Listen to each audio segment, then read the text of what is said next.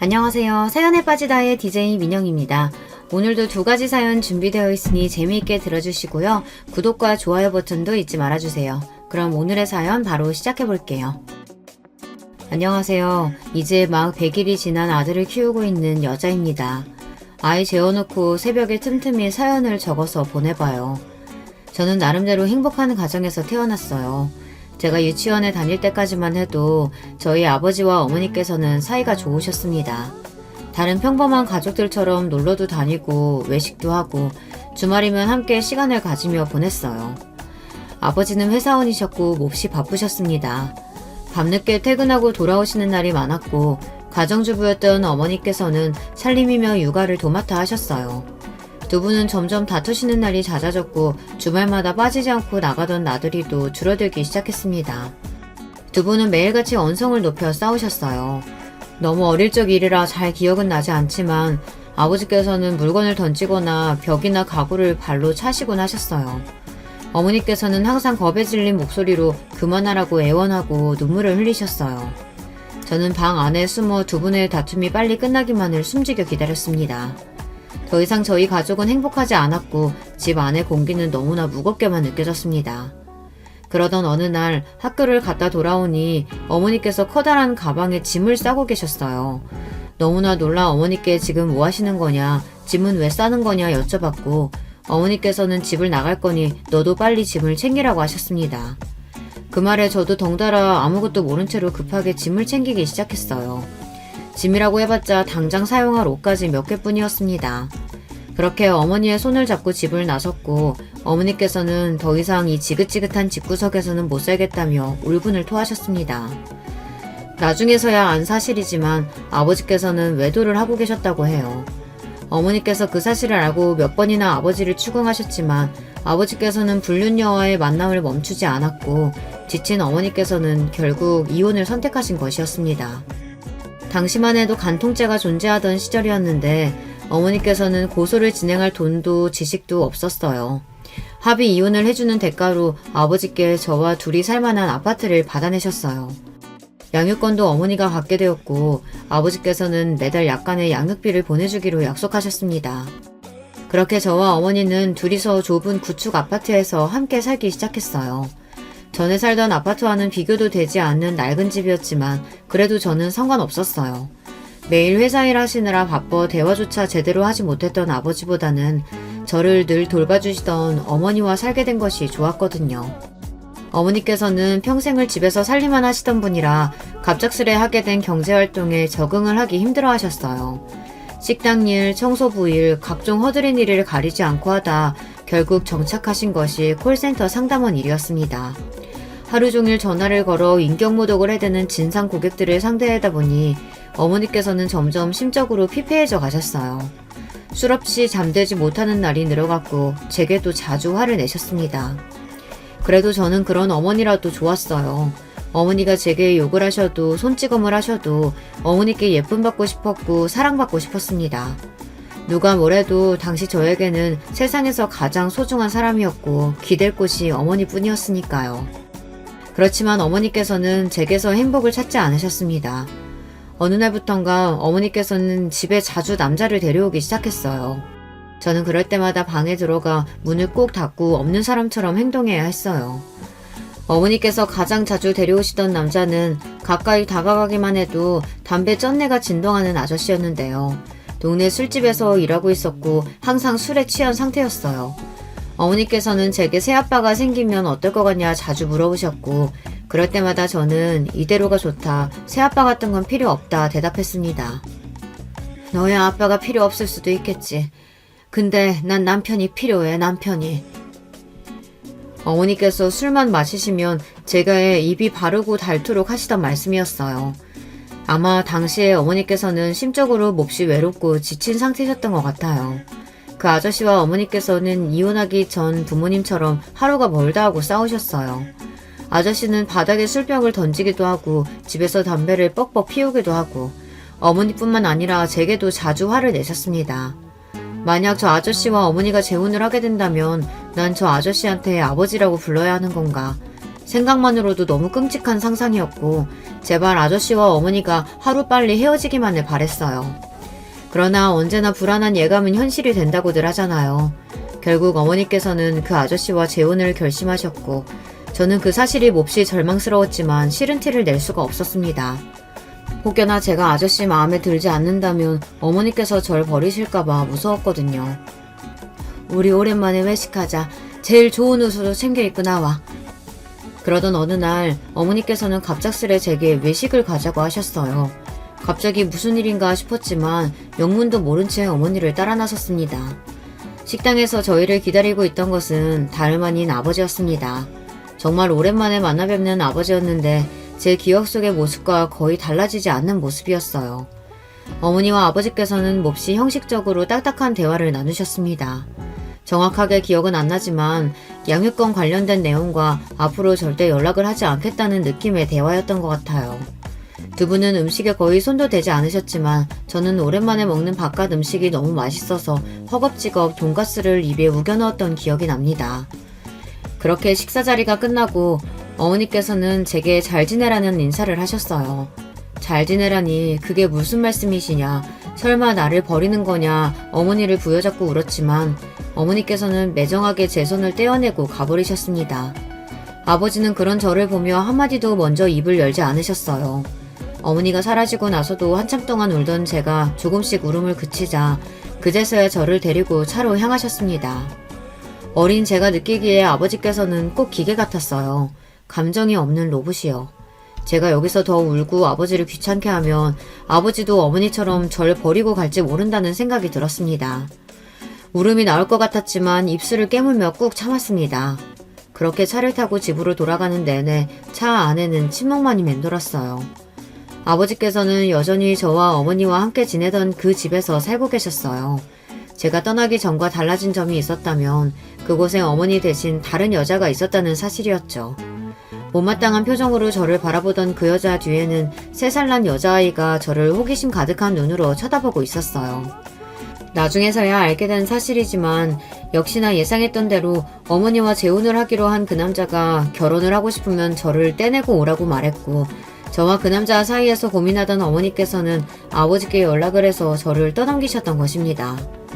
아버지께서는 어머니와 이혼하시고 바로 상간녀와 결혼해 새 가정을 꾸리고 살고 계셨어요. 새로운 부인과의 사이에서 딸도 낳고 잘 살고 있었는데 갑자기 연락이 와서 애를 데려가라니 몹시 당황하셨다고 합니다. 분명 이혼할 때 네가 데리고 살겠다고 하지 않았냐. 난 절대 못 키운다 딱 잘라 거절했지만 어머니께서는 당신이 안 데려가면 고아원에다 버리겠다. 양육권 다 포기할 테니 당신이 데려가서 알아서 키워라. 대신 앞으로 평생 동안 다시는 연락도 안 하고 없는 사람처럼 살겠다 말씀하셨다고 해요. 알고 보니 어머니께서는 이혼 후로 꾸준히 저를 핑계로 아버지께 돈을 빌려달라거나 어려운 일이 생길 때마다 연락하여 귀찮게 부러우셨다고 합니다. 그 문제로 새로 결혼한 여자와도 많이 싸우고 있었고 이참에 아예 애를 데려오면 적어도 앞으로 연락하고 지낼 일은 없겠다 싶어 저를 맡기로 하셨던 것이었어요. 그렇게 저는 아버지와 새어머니와 그리고 이복 동생과 함께 살기 시작했어요. 당연히 새어머니께서는 저를 탐탁찮아 하셨어요. 그렇지만 저는 새어머니께 이쁨 받고 싶었고 단란해 보이는 가족 사이에 끼고 싶었습니다. 부모님께 예쁨 받고 싶었고 그래서 노력했어요.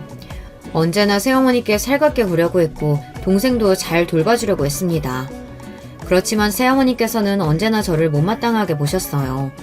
둘이 두면 얘가 우리 애한테 무슨 해코지를 할지 모른다며 절대 저와 동생을 단 둘이 두지 않으셨습니다. 애가 지 엄마를 닮아가지고 표정부터 악독하다면서 저런 애를 키우게 되다니 아이고 내 팔자야 하시며 크게 혀를 차시거나 저 들으라는 듯 욕을 하시고는 했어요.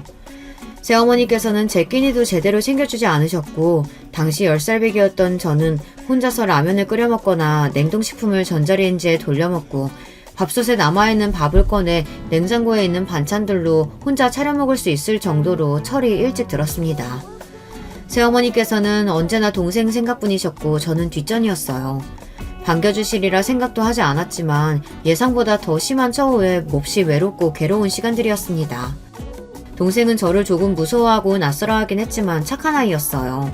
새어머니께서 본인 먹으라고 챙겨준 간식을 제게 나눠주기도 하고 함께 그림을 그리면서 놀기도 하고 제 이야기에 웃어주고 제게 친절하게 대해주었습니다.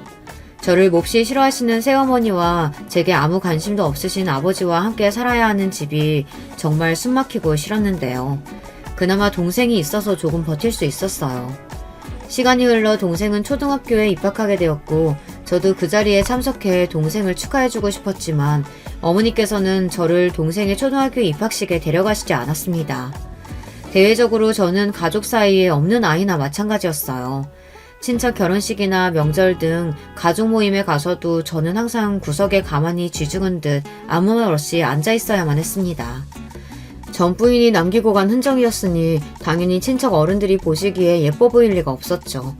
그 누구도 제게 살갑게 말을 걸어주거나 다정하게 대해주지 않았어요. 저는 그런 취급에 점점 익숙해져 갔습니다. 어렸을 적에는 사람들에게 먼저 다가가서 나름대로 사교적인 성격이었던 것 같은데 그런 상황에서 자라니 시간이 지날수록 자연스레 성격이 소심해질 수밖에 없었어요.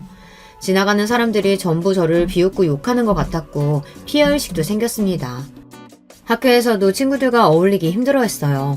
먼저 다가와주는 친구가 있어도 이 친구도 속으로는 나를 싫어하고 있지 않을까, 다정하게 말을 걸어줘도 사실은 나를 비웃고 있는 것 같고 그런 생각을 하기 싫어도 머릿속에 자꾸만 열등감과 피해의식으로 똘똘 뭉친 나쁜 생각들이 떠오르니 사람을 대하는 게 점점 어려워져만 갔습니다. 어렸을 적에는 저와 사이좋게 잘 지내던 동생도 주변 사람들이 전부 저를 없는 사람 취급하며 함부로 대하니 점점 저를 대하는 태도가 달라지기 시작했어요. 언니는 멍청하니까, 언니는 쓸모없으니까, 평범한 동생의 입에서 나올 수 없는 말들과 폭언들을 제게 아무렇지 않게 쏟아냈습니다.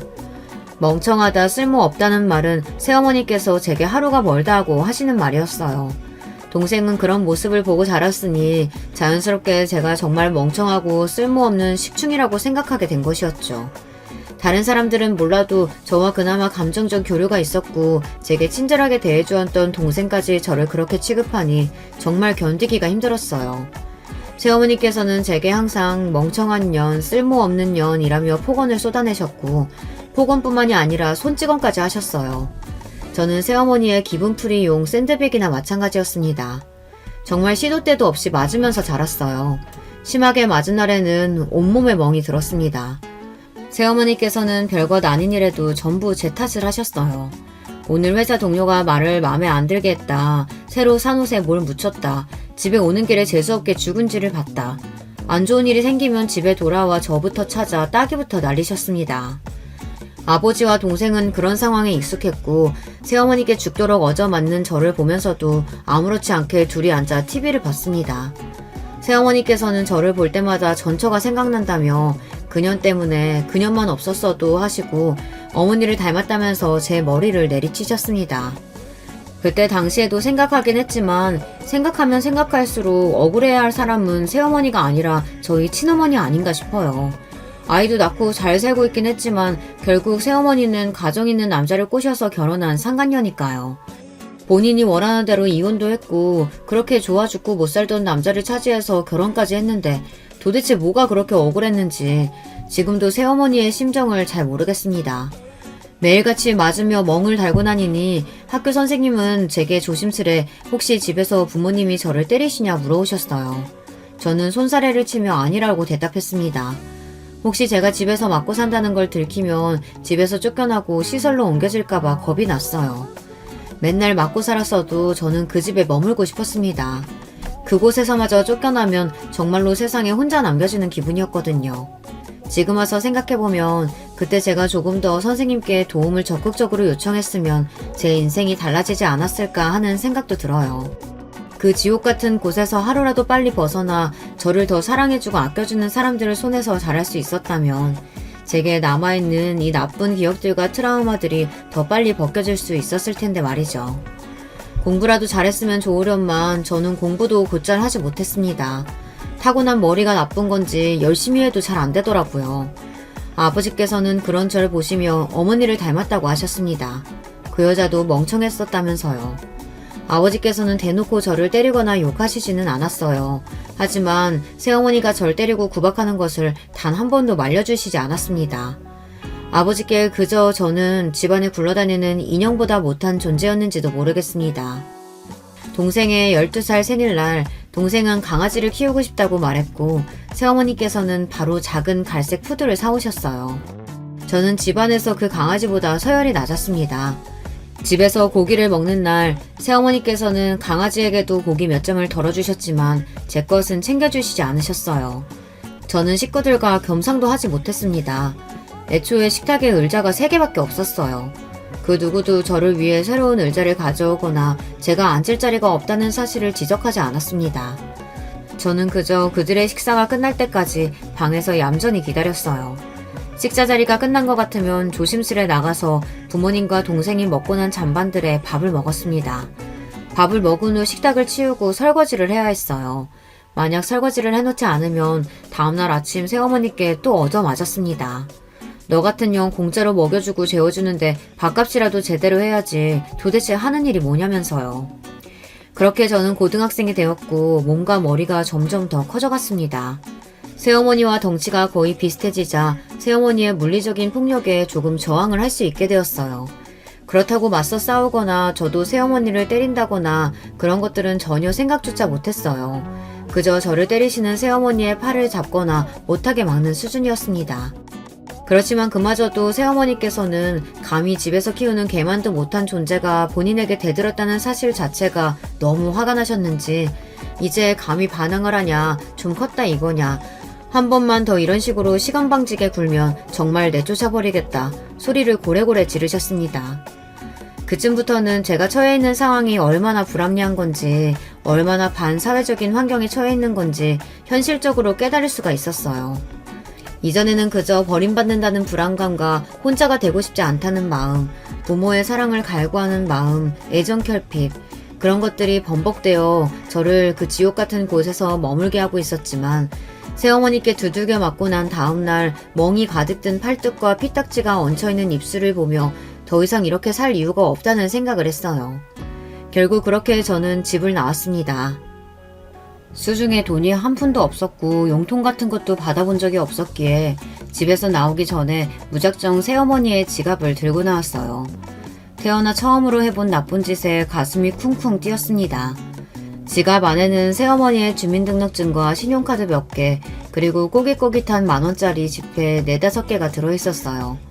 카드는 사용했다가는 바로 알림이 가거나 위치 추적이 될 테니 당장 사용할 수 있는 현금만 꺼내고 나머지는 우체통에 넣었습니다. 어디서 들은 건데 주민등록증이 들어있는 지갑은 우체국에서 배달을 해준다고 했거든요. 사실 그냥 쓰레기통에 처박아 버릴까 생각도 했지만 어린 마음에 새어머니가 지갑을 찾지 못한다면 날 절도죄로 신고하지 않을까 하는 말도 안 되는 생각을 했던 것 같아요. 집을 나오긴 했지만 당장 갈 곳도 없었고 처음에는 PC방으로 향했어요. 그곳에서 날이 저물 때까지 인터넷으로 재미도 없는 것들을 찾아보며 컵라면을 시켜 먹었습니다. 저와 같은 가출 청소년들이 주로 어디로 가는지 어디에서 모이는지 검색도 해봤어요. 그러나 제대로 된 정보는 나오지 않았고 밤이 늦어지자 PC방 직원이 제게 다가와 미성년자는 이제 나가야 된다며 저를 쫓아냈습니다. 갈 곳이 없었던 저는 찜질방으로 들어갔어요. 그날 이후로 며칠 동안 찜질방에서 먹고 자며 지냈습니다. 학교에도 말없이 나가지 않았습니다. 처음에는 누군가 나를 찾아오지 않을까, 경찰이나 학교에서 제 행방을 찾지 않을까 하는 일말의 기대도 했지만 찜질방에서 지내는 며칠 동안 그 누구도 저를 찾아오지 않았습니다. 저는 그 당시에 핸드폰도 없었어요. 저보다 훨씬 어린 동생은 핸드폰이 있었지만 저는 핸드폰을 가지지 못했습니다. 차마 부모님께 핸드폰을 사달라는 말씀조차 드리지 못했어요. 핸드폰은커녕 교복도 다 떨어질 때까지 입었는데 당연한 일이었죠. 애초에 핸드폰이 있을 필요성도 느끼지 못했습니다. 그 누구도 저한테 연락할 일이 없었을 테니까요. 찜질방에서 며칠 지내다 보니 저와 처지가 비슷한 것 같은 여자아이 한 명을 발견할 수 있었습니다. 그 아이는 제 또래처럼 보였는데요. 찜질방을 나가지 않고 며칠 동안 그 안에서 지내고 있었어요. 그 아이도 저를 보고 비슷한 생각을 했는지 먼저 말을 걸어왔어요. 당시 저는 또래 아이들뿐만 아니라 타인을 대하는 것이 몹시 어려웠거든요. 당황하면 말도 심하게 더듬고 남들이 보기에는 어딘가 모자란 애처럼 보였을 수도 있었을 것 같아요. 그렇지만 그 아이는 그런 저를 보고 비웃거나 이상하다 피하지 않았어요. 편하게 이야기를 나눠주었어요. 그 아이는 아버지와 단둘이 살던 아이였는데 아버지가 매일같이 술을 먹고 들어와서 본인을 때렸다고 했어요.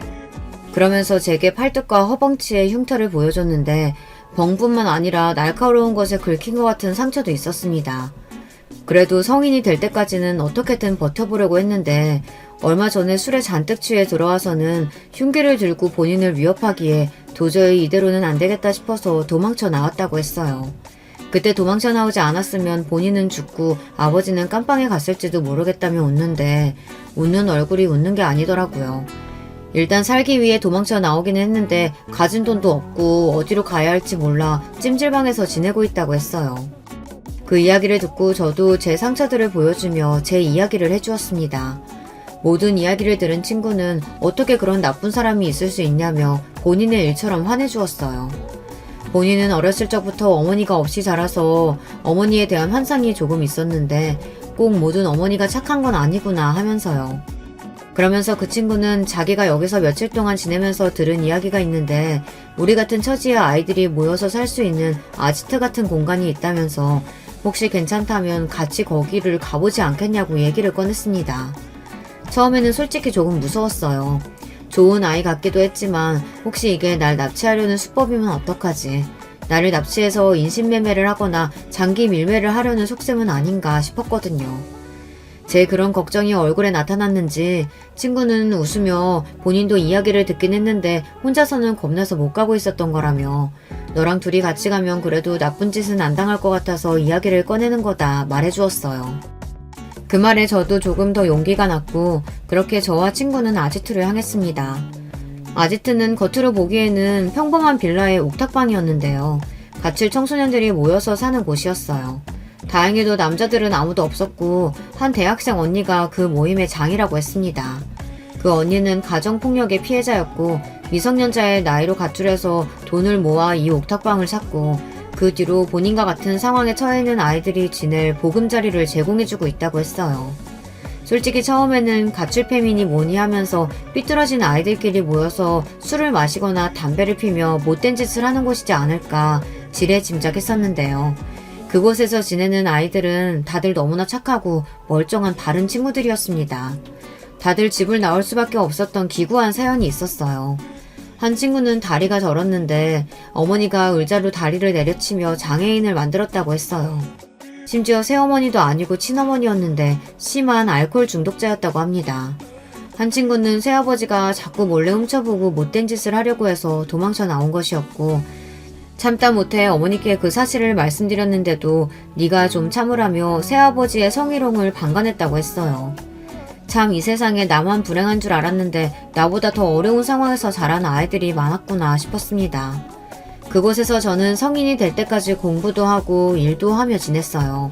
지금도 그 대학생 언니와 저를 그곳에 데려가준 친구에게는 고마운 마음입니다. 그 긴 시간 동안 가족들은 그 누구도 저를 찾지 않았어요. 그때 저는 인정할 수밖에 없었습니다. 가족들에게 저는 키우는 개만도 못한 존재였다는 사실을요. 키우던 개가 집을 나갔어도 그렇게까지 아무런 관심이 없지는 않았을 거예요. 아지트에서 함께 지내던 한 친구의 도움으로 미용 일을 배워 미용사를 시작했어요. 미용 일은 어려웠지만 제 적성에 잘 맞았어요. 어느 정도 돈이 모이자 아지트에서 나와 자취를 시작했고 그렇게 꾸준히 돈을 모으며 일을 하다 보니 정식으로 미용사 이름표도 달고 다른 사람들처럼 나름대로 멀쩡하게 번듯하게 살게 됐어요. 함께 일하는 미용실 동료 소개로 만난 남편과도 이야기가 잘 통해서 결혼 이야기를 나누게 되었고요. 그렇지만 차마 제가 살아왔던 환경에 대해서는 솔직히 말할 수가 없었습니다. 부모님께서는 이혼하셨고 새어머니께 맞고 자랐으며 집에서는 개만도 못한 취급을 받았다고. 그 사실을 전부 알게 되면 남편이 저를 떠나버릴 것 같았어요. 그래서 저는 거짓말을 했습니다. 일찍이 부모님 두 분 모두 돌아가시고 혼자서 자랐다고요. 남편은 그 이야기를 듣고 얼마나 고생이 많았냐며 이제는 본인이 가족이 되어주겠다고 말해주었어요. 남편을 속인 것 같아 미안하고 찝찝한 마음이 들기는 했지만 당시에는 잘한 선택이라고 생각했습니다. 결혼을 한다고 해서 부모님께 연락을 드리고 싶지도 않았고 남편을 소개시켜드리고 싶지도 않았어요. 알고 보니 남편도 새어머니 밑에서 자란 사람이었어요. 친어머니께서는 남편이 어렸을 때 일찍 이혼하시고 연락을 끊고 산 지 오래였고 10살 때부터 새어머니 밑에서 자랐다고 했습니다. 남편은 남동생이 한 명 있었는데 둘 다 새어머니 친자식이 아니었어요. 새어머니께서는 재혼 후 자식을 낳지 않으셨고 남편과 남동생을 친자식처럼 여기며 키우셨습니다. 새어머니께서는 비록 배 아파 낳지는 않았지만 둘은 가슴으로 낳은 자식이라며 지금껏 단 한 번도 친자식이 아니라고 생각해 본 적이 없다고 하셨어요. 같은 새어머니인데도 이렇게 다를 수가 있구나 싶었고 부모님께서 이혼을 했는데도 이런 화목하고 행복한 가정에서 사랑을 받으며 자랐다니 속으로 남편이 많이 부러웠어요. 시부모님께서는 부모 없이 자라서 얼마나 힘들었냐며 이제부터 우리를 친부모처럼 생각하고 살자 말씀해 주셨고 사실상 거의 부모 없이 자란 거나 마찬가지였지만 시부모님의 말씀에 조금 양심이 찔리기는 했습니다. 어찌됐든 제 친부모님들은 두 분 다 멀쩡히 살아계셨고 저를 나름대로 키워주신 새어머니께서도 마음만 먹으면 연락을 드릴 수 있었으니까요. 나쁜 의도는 없었지만 제 신분과 출신을 속인 것이니 마음이 편할 리가 없었습니다. 그렇지만 이제 와서 모두 사실 거짓말이었다. 부모님이 두 분 다 계신다 사실을 밝힐 수는 없었어요. 결국 그렇게 혼주석을 비운 채 결혼식이 진행되었어요. 결혼을 하고 나니 정말 제가 가족이 생긴 것 같은 기분에 참 신기했습니다. 평생 동안 외톨이로 살 줄로만 알았는데 맘 편하게 기댈 수 있는 내 편이 생기게 되었고 그 사실만으로도 마음이 많이 안정되었어요. 가족이라는 울타리가 주는 안정감이 이렇게 크구나 싶었습니다.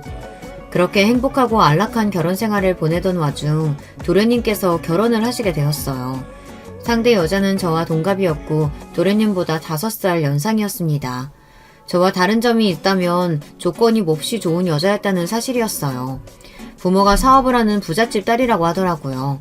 본인은 대학원을 나와 공부를 하느라 특별한 직업이 없었지만 나이에 비해 얼굴도 예쁘장하고 관리가 잘 된 느낌이었어요. 공부하느라 지금껏 남자도 잘 못 만났고 도련님과의 만남이 첫 연애라고 하더라고요. 상견례 자리에서 처음 만나게 되었는데 듣던 대로 성격도 몹시 싹싹하고 밝고 사교적인 여자였어요. 소심한 저와는 다르게 첫 만남부터 낯선 사람에게 말도 잘 붙이고 활발해 보였습니다. 그런 동서에게 첫눈에 호감이 갔고 도련님께서 결혼할 여자를 참 잘 골랐다고 생각했어요. 그렇게 도련님의 결혼은 문제없이 착착 진행됐고 무사히 시까지 올렸습니다. 동서는 제가 미용실에서 일한다는 사실을 알고 일부러 미용실을 찾아와 머리도 하고 직원들에게 간식을 쏘기도 했어요. 부잣집 딸이라 그런가 매사에 통도 크고 시원시원한 성격이었습니다. 주변 지인들에게 미용실 소개를 시켜주기도 하고 동서 덕분에 저를 찾는 손님이 꽤 많이 늘었어요. 그런 동서에게 참 고마운 마음이었습니다. 함께 살던 친구를 제외하고는 마땅한 또래 친구가 없었던 저는 동서와 빠르게 사이가 가까워졌어요. 나이도 동갑인데다가 관심사나 취향도 놀랄 정도로 비슷해서 함께 맛집을 찾아다니거나 카페를 다니며 수다를 떨고는 했습니다. 저와 동서는 얼마 지나지 않아 완전히 단짝이 되었어요. 대화도 잘 통했고 매일같이 하루가 멀다 하고 만나며 붙어 다녔습니다. 남편은 동서랑 언제 그렇게 친해졌냐며 신기하다고 할 정도였어요. 가까이 지낼수록 동서는 성격도 화끈하고 정말 친구로서 좋은 사람이었어요. 저보다 본인 형편이 더 넉넉하니 밥도 잘 샀고 입이 떡 벌어질 정도로 비싼 선물도 자주 사주고는 했습니다. 저도 그런 동서에게 직접 만든 반찬을 가져다 주거나 좋은 물건이 들어오면 꼭 하나씩 빼서 챙겨놨다가 동서에게 건네주고는 했어요. 동서는 정말 다 좋은 사람이었지만 한 가지 단점이 있다면 질투가 좀 심했습니다. 지나가는 예쁜 여자들을 보며 흉을 보는 것이 일상이었어요. 저 여자는 코 했네, 눈을 했네, 들고 있는 가방이 짝퉁이네. 도련님 주변의 여자들도 다들 하나같이 싸 보인다느니 뒷담화를 했습니다. 본인보다 조금이라도 더 잘나 보이는 사람이 있으면 까내리기 급급했습니다. 지금 와서 돌이켜보면 동서 눈에 제가 모든 면에서 동서보다 모자랐기에 저와 그렇게 친하게 지낼 수 있었던 것 같아요. 어디 하나라도 동서가 저보다 못한 면이 있었다면 제게 그랬듯 다른 사람에게 저를 질투하며 뒷담화를 했겠죠. 그저 작은 단점이라고 치부하기에는 조금 큰 문제였지만 당시에는 친한 친구가 생겼다고 생각해서 동서 비위 맞추기 급급했던 것 같아요. 혹여나 제가 말 한마디 잘못해서 동서 기분을 상하게 하거나 사이가 어색해지고 싶지는 않았거든요. 그렇게 동서와 가까이 지내던 어느 날 저는 술을 잔뜩 마시고 그동안 숨겨왔던 제 가정사를 동서에게 이야기하게 되었어요. 새어머니께 가정폭력을 당하고 가출해 가출 청소년들과 모여 살았던 이야기. 어머니 아버지 둘 다 멀쩡히 살아계시는데 시댁 식구들에게 고아인 척 속이고 있다는 이야기.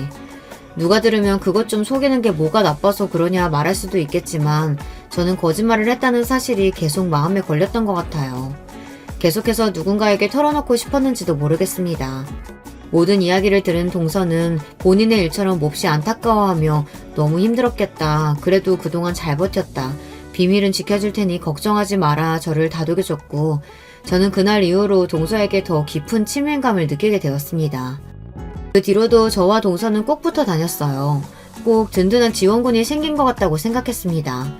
어려운 일이 생기면 털어놓기도 하고 서로 정말 친한 단짝 친구처럼 소중한 존재라고 생각했어요. 하지만 그런 생각은 저 혼자만의 생각이었던 것 같아요. 동서가 변하기 시작한 것은 제가 동서에게 임신 소식을 알렸을 때부터였습니다. 저와 남편은 결혼하고도 꽤 오랫동안 아이를 가지지 않았었어요. 저는 결혼하기 전부터 아이를 갖는 것에 부정적인 입장이었습니다. 제가 자라온 환경 탓에 좋은 부모를 보고 자라지 못했으니 저 스스로가 좋은 부모가 되어 아이를 잘 키워낼 자신도 없었고 사랑을 잘 해줄 자신도 없었어요.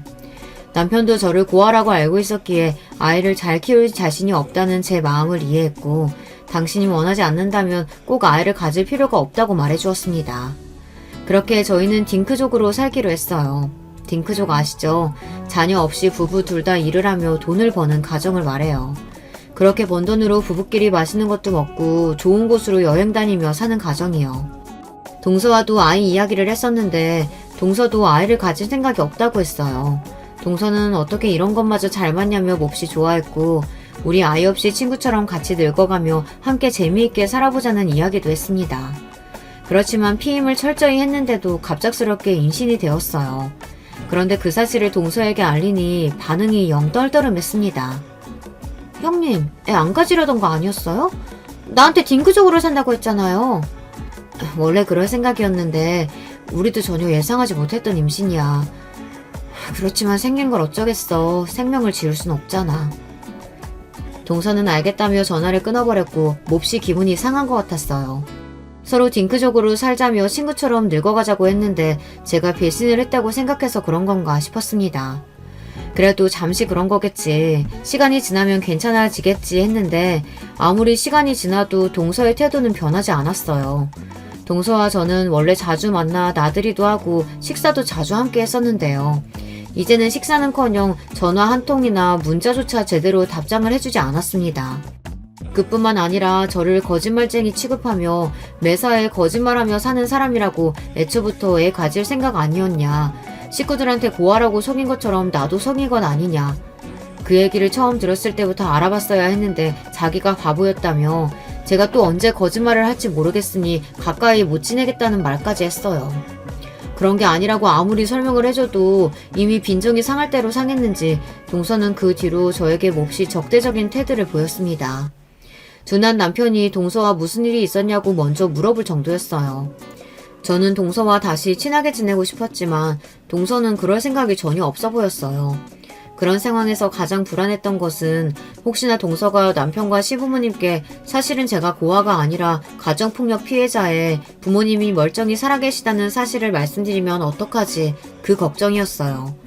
속였다 해서 달라질 것이 크게 없는 사실이지만 제가 제 입으로 스스로 밝히는 것과 사실을 타인에게서 전해듣는 것은 완전히 다른 일이니까요.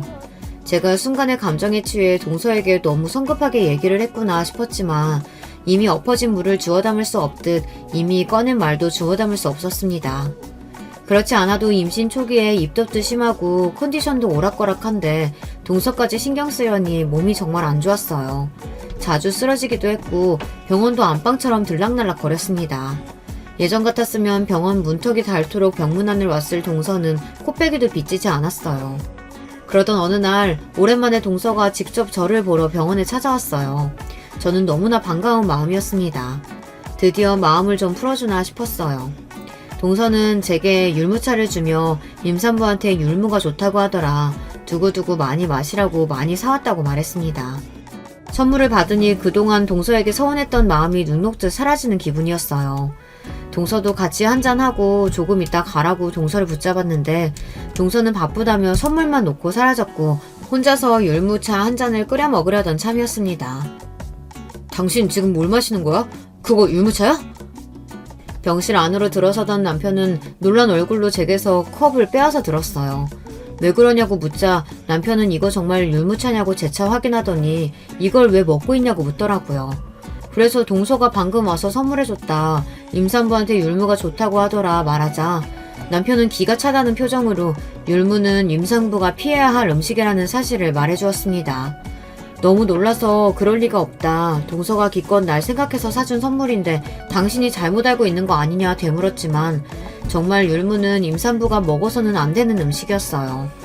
남편은 전부터 동서 도대체 왜 그러냐, 진짜 싸우기라도 한 거냐, 아무리 그렇다고 임산부한테 안 좋다는 음식을 이렇게 많이 바리바리 싸들고 왔다니 진짜 웃기는 여자라면서 열을 올렸습니다. 전 그런 남편에게 동서가 일부러 그랬을 리 없다, 아마 헷갈렸던 걸 거다 애써 동서 편을 들어주었어요.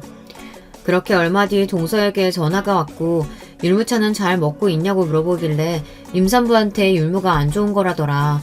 동서가 잘 모르는 것 같아서 말해준다고 하니 동서는 몹시 당황스러워하며 바로 전화를 끊어버렸어요. 그때 느낌이 좀 이상하더라고요. 그 뒤로 배가 점점 불러왔고 가족 행사 등에 참여해도 임산부에게 일을 시키는 사람은 없었습니다. 원래 저와 동서가 둘이 나눠 하던 일들이 전부 동서 차지가 되었어요. 저는 동서와 계속 잘 지내고 싶었지만 동서는 저를 몹시 미워했습니다. 그런 동서의 눈치가 보여 일어나 일을 하려고 해도 식구들 모두 저를 뜯어말렸어요. 동서 혼자 일하는데 어떻게 그러냐, 뭐라도 돕겠다 말씀드리면 시아버지께서는 임산부는 그래도 되는 거라며 제 편을 들어주셨습니다. 그러면서 동서에게 힘들겠지만 아이 태어날 때까지 네가 고생 좀 하라며 이야기를 건네셨고 동서는 알겠다고 대답은 했지만 뭐라도 씹은 표정이었어요. 차마 시부모님께 대들 수는 없으니 동서의 화는 전부 저에게 돌아왔습니다. 동서는 그 뒤로 계속해서 저에게 시비를 걸어왔어요.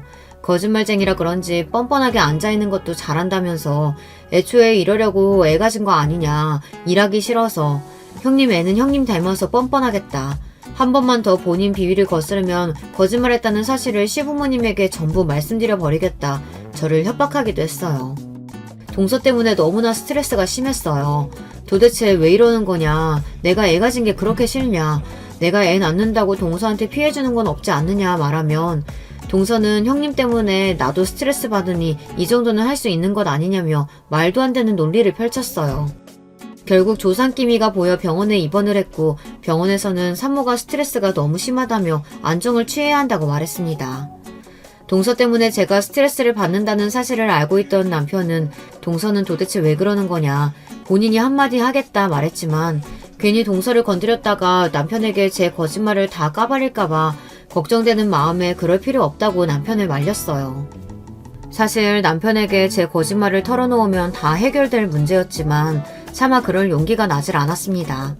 이러지도 저러지도 못하고 스트레스만 받던 와중 몸 상태가 좀 진정되어 퇴원을 할 수 있었고 매년 돌아오는 제삿날이 되었습니다.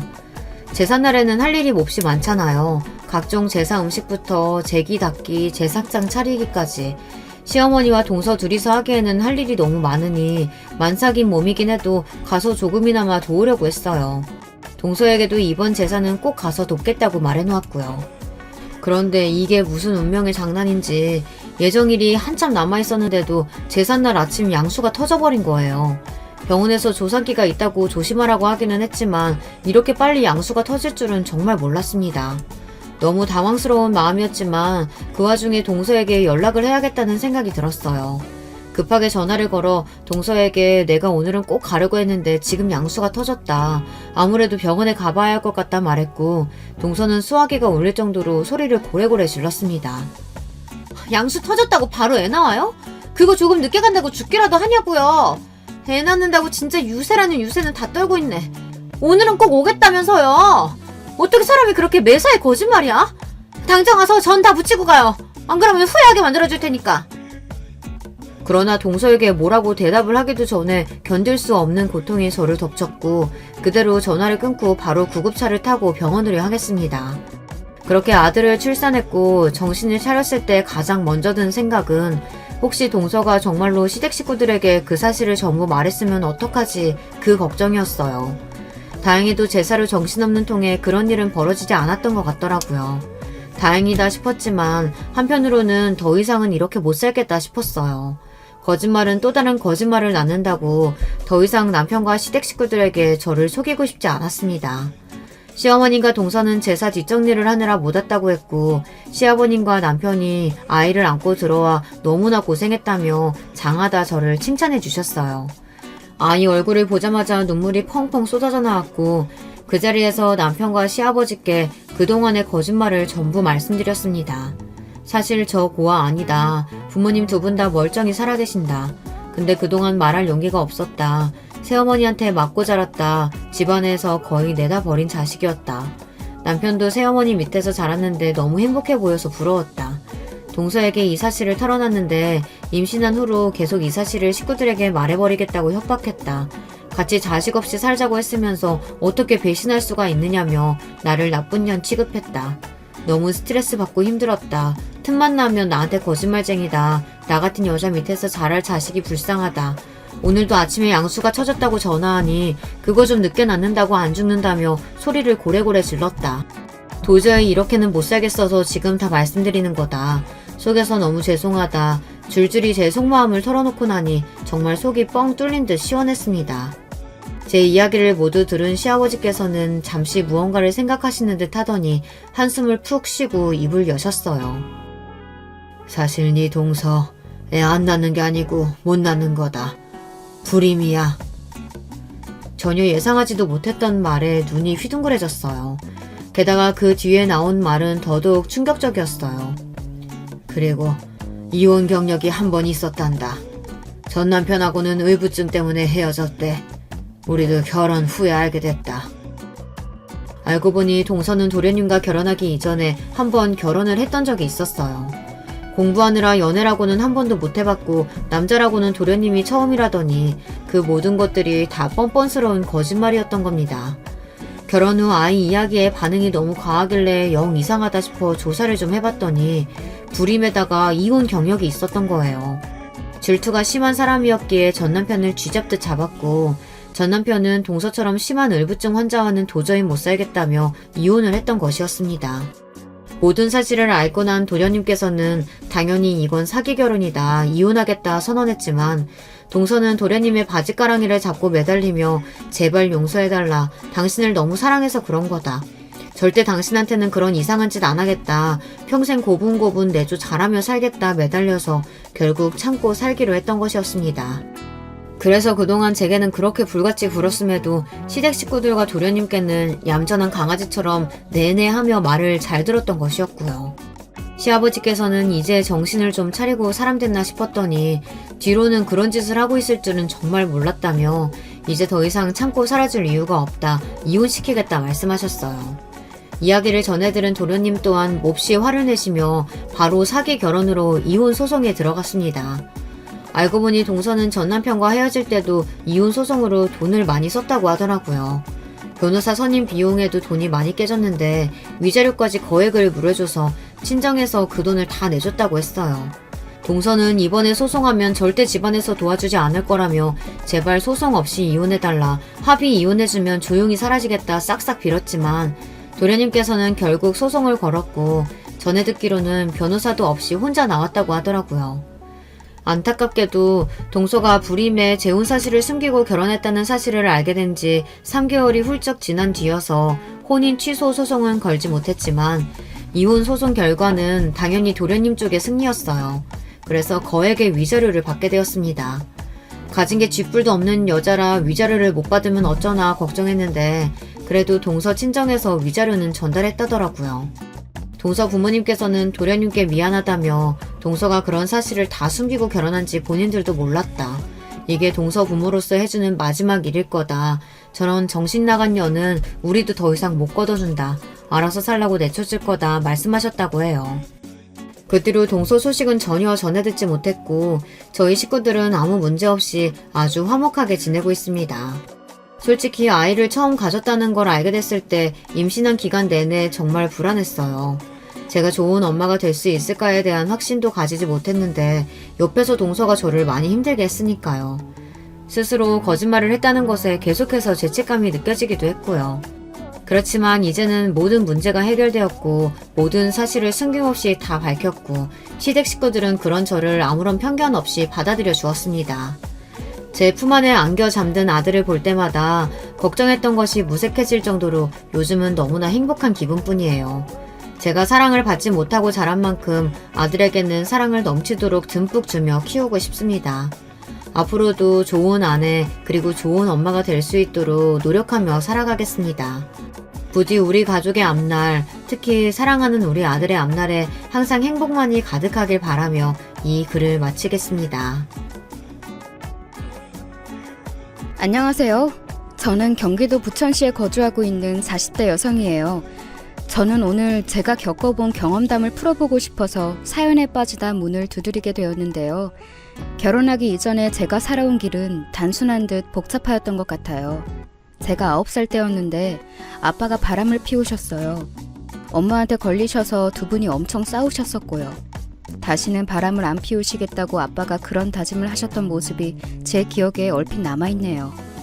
그리고 제가 11살 되던 해에 아빠는 돌아가셨죠. 어느 주말 저녁이었는데 난데없이 엄마가 혼비백산하셔서는 가방이란 겉옷을 급하게 챙기셨어요. 희선아, 엄마는 지금 갑자기 연락이 와서 병원에 가봐야 하거든? 그러니까 혼자 밥 잘 챙겨 먹고 혹시 무슨 일 생기면 옆집 이모한테 가서 도움 청하고, 알았지? 응, 알았어. 근데 엄마 어디가? 연락이 어디서 온 거야? 혹시 아빠 연락이야? 아까 전화 받을 때 엄마가 아빠 이름 부르는 것처럼 들렸는데. 그리고 제 물음에 답하지 못하시더니 이내 눈물을 훔치시며 집을 나서셨죠.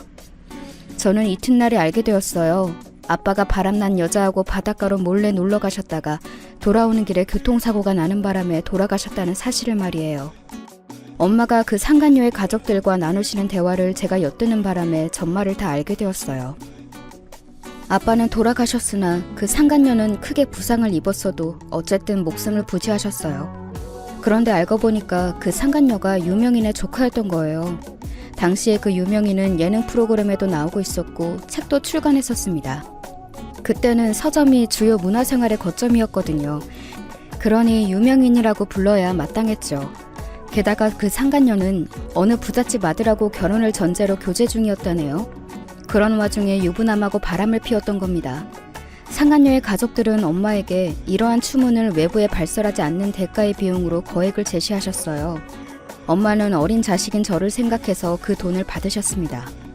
왜냐하면 이틀 정도를 제 얼굴 빤히 보시면서 제 머리를 가만히 쓰다듬거나 꼭 안아주셨거든요. 그래서 저는 눈치챘어요. 저는 어렸지만 나이에 비해 상황 판단이 빠른 아이였던 것 같아요. 엄마에게 이런 소리를 했으니까 말이죠. 엄마, 이거 아무한테도 말하지 마. 돈 생겼다고. 이제 돈 많다고 그런 얘기 절대로 아무한테도 하면 안 돼? 당연하지, 우리 딸. 엄마가 어디 가서 이런 얘기를 하겠어? 안 그래? 엄마 가족한테 할 수 있잖아. 나는 외가 친척들이 절대로 이걸 몰랐으면 좋겠어. 그러면 우리 돈 다 빼앗으려고 할 거니까. 희선아, 네가 어떻게 그런 생각을... 아니다. 그만큼 이 엄마가 너에게 신뢰를 주진 못했다는 뜻이겠지. 그래, 알았어. 엄마가 우리 딸이 하자는 대로 꼭 따를게. 당혹스러워 하시던 엄마였지만 곧 수긍을 하셨죠. 외삼촌이 저희 집을 등쳐먹으셨다는 거 저는 진작 알고 있었어요. 그것 때문에 제가 학교 입학했던 직후에 거짓거로 하고 다녔다는 건 역시도 말이죠. 그리고 외할아버지 외할머니께서는 외삼촌 편이셨어요. 또한 언제나 큰이모한테는 아들만 둘 낳은 기특한 효녀, 시댁에서 사랑받을 며느리 이런 식으로 표현을 하셨는데 저희 엄마한테는 딸년 하나 덜렁 낳고 처량하게 산다라는 식으로 힐난하셨어요. 그러신 분들이 저를 기특해 하실 일은 없었죠. 희선이 저것은 기집애가 눈 똑바로 뜨고 어린 것이 할 말 다 하는데 벌써부터 싹수 노랗구나. 커서 뭐가 될는지 벌써부터 걱정이야. 기집애가 저라면 안 되는데. 부모가 교육 못 시키고 있는 탓이 큰 게지. 그렇고 말고. 상대가 자기를 좋아하는지 싫어하는지 어린 아이들도 그 진심을 다 알고 구분해요. 그래서 저는 외가 사람들이 저를 얼마나 못마땅해 하고 안 예뻐하는지 다 인지하고 있었습니다. 늘 그렇게 저희 집을 향해 툴툴 대셨던 분들이 저희 집이 가장 만만했는지 어느 날 외할아버지께서 질환으로 쓰러지셔서 갑자기 수술하게 되었을 때 가장 먼저 저희 집에게 손을 벌리시더라고요. 엄마는 이런 말씀까지 하신 적이 있었어요. 나는 내 집안 식구들 때문인지 네 아빠가 바람 피우고 밖으로 놔두는 것에 그리 떳떳하게 따지질 못하겠다는 기분이 들 때도 있었어. 내가 오죽 식구들 때문에 마음고생을 많이 했으면 그런 기분까지 들었을까. 하지만 친가 쪽은 완전히 콩가루 집안이라서 뿔뿔이 흩어져 사는데 그나마 제사를 챙기는 신용이나마 하면서 헌신하는 사람은 엄마뿐이었거든요. 그렇기 때문에 저는 바람을 피우셨던 아빠에 대해서는 무조건 엄마의 잘못이 없다고 생각을 해왔습니다. 아빠가 돌아가신 것 너무 갑작스러웠고 그 내막마저 혼란스럽게 짝이 없었지만 어쨌든 저는 엄마가 앞으로는 행복하게 덜 걱정하시면서 사시기를 바랐어요. 그런 마음으로 돈 생겼다는 얘기를 절대 아무한테도 하지 마시라고 당부했던 것이고요. 시간이 흘러 제가 중학교 3학년 때 엄마가 잠깐 어떤 아저씨를 만난 적이 있었는데요. 저는 엄마의 인생이니까 무조건 연애를 하셔도 된다고 생각했어요. 아무 불만 없었습니다. 엄마가 연애를 시작하시고서 얼굴이 점점 펴시는 모습이 보기도 좋았고요. 어쩌면 재혼을 하시게 될지도 모른다고 짐작했었네요. 그런데 몇 달이 지난 후에 재혼 소식은커녕 결별 소식을 엄마가 전해오셨어요. 맥주 한 캔을 비우신 엄마가 한숨을 쉬며 말씀하셨죠. 알고 보니까 그 인간이 내 돈을 노리는 거였더라. 그 인간에게 다른 여자가 있었어. 그 여자랑 통화하는 소리를 엄마가 우연히 엿들어서 알게 된 거야. 천운이지. 내 등골 빼먹는 즉시 그 여자와 멀리 가버릴 작정이었는데 앞으로 엄마는 사람을 전혀 못 믿고 살 것 같아. 희선아, 너도 아무도 믿지 마라. 우리는 서로만 믿으면서 살자. 알겠지? 알았어, 엄마. 우리끼리 열심히 잘 살아보자. 나 요즘 들어서 고등학교 진학 앞두고 생각이 많아졌어. 공부의 기초를 더 열심히 쌓아둘 걸 후회되더라고. 대학 좋은 곳 가서 좋은 직장 들어가고 싶은데 내가 엄마를 호강시켜주고 싶은데 지금부터 하면 돼. 엄마가 다 지원해줄게. 이 돈으로 안주할 생각은 추호도 없어. 이걸로는 너 대학 뒷바라지하고 나면 끝일 수 있어. 엄마가 이 다음에 네가 취직 안 해도 될 정도로 정말 열심히 살아볼 거야. 우리 최선을 다해보자. 저는 고등학교 재학 내내 열심히 공부했고 엄마는 주식 공부를 하면서 동시에 작게 미시 대상으로 하는 기능성 옷 사업을 시작하셨어요. 이게 쏠쏠하게 잘 되었고요. 나중에 이게 확장이 되어서 제가 대학 갔을 때는 기능성 신발 사업으로 바뀌어 있었습니다. 그런데 생산 공장 측과 자꾸 마찰이 생겨서 엄마가 스트레스로 그만두셨네요. 탈모에 위경련까지 오셨거든요. 그래도 돈은 꽤 불리셨습니다. 저는 명문대에 가지는 못하였으나 만족할 정도의 급은 들어갔어요. 참고로 저도 엄마처럼 남자에게 대이는 일이 있었거든요. 대학 다니면서 사귀게 된 남자친구였는데 제가 비록 행색으로 티를 내고 다니지는 않아도 집안에 돈은 넉넉하다는 식으로 이야기를 몇 번 흘렸었나 봐요. 그 남자친구는 저에게 뜯어먹을 궁리만 했습니다. 우리 새로 생겼다는 레스토랑 가볼까? 거기 벌써 소문나서 연예인들도 온다는데? 우리는 네 빵빵한 지갑이 있으니까 전혀 걱정 없잖아. 맞다. 나 가지고 싶은 신발 생겼는데 한정판 운동화가 이번에 시중에 풀리거든. 그거 웃돈 주고서라도 꼭 사고 싶어. 네가 구해줄 거지? 이런 거 다 돈이면 해결돼. 당연히 헤어졌고요. 앞으로는 절대 그 누구에게도 돈 이야기는 하지 않으리라고 다짐했죠. 엄마는 주식을 조금씩 하시다가 부동산으로 옮겨가셨어요. 집이 큰 건 의미 없으시다고 작은 월세에 사셨고 구입하신 집은 세를 주셨네요. 저는 대학 졸업을 하고 직장에 다니다 보니 어느 순간 일상에 염증이 왔어요. 주변에 제 또래가 결혼하는 경우를 보면서 진지한 연애가 하고 싶어지기도 했고요. 엄마는 저에게 강조를 하셨습니다. 고학력자, 얼굴값 하는 놈, 이런 거 다 필요 없고 부질없어. 너 좋아해주는 남자면 돼. 벌이가 부족하고 외모가 별로라도 너 하나만 보고 바람 안 피우는 외골수면 그게 괜찮은 남자인 거야. 엄마가 인생의 경험을 바탕으로 해주신 조언, 그걸 염두에 깊게 새기고 만난 상대가 바로 제 남편이었던 거예요. 제가 연하이긴 한데 둘이 1살 차이예요. 마치 동갑 친구나 다름없어서 연애 초반부터 재미있게 지냈어요. 괜찮은 남자를 만나기 힘들 거라고 생각했던 저의 우려를 깨부셔준 게 남편이었어요. 남편 성격이 외향적인 것과는 거리가 멀어요. 그래서 남편이 표현을 대놓고 하지 않아서 답답할 때도 있었는데 허세 부리는 것보다는 나았죠. 저는 성격이 활발한 편이라서 남편이 저랑 있으면 주변이 밝아지는 느낌이라 좋다고 그랬어요.